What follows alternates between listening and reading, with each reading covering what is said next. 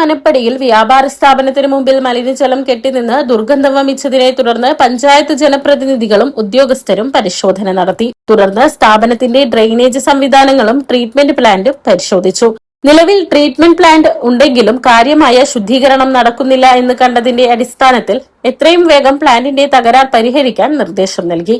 ഒരു കാരണവശാലും മലിനജലം പുറത്തേക്ക് ഒഴുക്കരുതെന്നും എല്ലാ മാലിന്യങ്ങളും ഉറവിടത്തിൽ തന്നെ സംസ്കരിക്കണമെന്നും കർശന നിർദ്ദേശവും നൽകി. പ്ലാന്റിന്റെ തകരാർ പരിഹരിക്കാൻ 4 ദിവസത്തെ സമയം അനുവദിക്കുകയും അതിനുശേഷം വീണ്ടും പരിശോധന നടത്തുകയും തകരാർ കണ്ടാൽ നടപടി സ്വീകരിക്കുമെന്നും ഉദ്യോഗസ്ഥർ അറിയിച്ചു. പ്രസിഡന്റ് ആന്റോ ലിജോ, വികസന ചെയർപേഴ്സൺ ഉമ്മർ സലീം, മെമ്പർമാരായ Dhanya Sibil, KC Kadarmon, secretary Vishnu Sunil, assistant secretary Arun Narayanan, health ഇൻസ്പെക്ടർമാരായ സിറിൽ ജോർജ്, മിഥുൻ എന്നിവർ പരിശോധനയിൽ പങ്കെടുത്തു.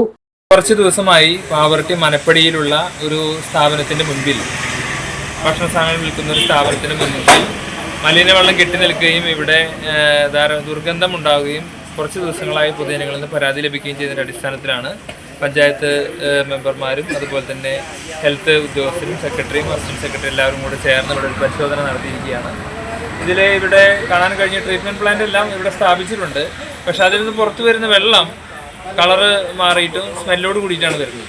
അപ്പോൾ ആ ട്രീറ്റ്മെൻറ്റ് പ്ലാന്റിൻ്റെ പ്രവർത്തനത്തിൽ അപാകതയുണ്ട് എന്ന് ചൂണ്ടിക്കാണിച്ചിട്ടുണ്ട്. എത്രയും വേഗം ആ ട്രീറ്റ്മെൻറ്റ് പ്ലാന്റിൻ്റെ തകരാർ പരിഹരിക്കുക, അതുപോലെ തന്നെ ഇത്തരത്തിലുള്ള വെള്ളം ഇവിടെ തന്നെ ശുദ്ധീകരിച്ച് ഇവിടെ തന്നെ സംസ്കരിക്കാനുള്ള കർശനമായ നിർദ്ദേശം കൊടുത്തിട്ടുണ്ട്.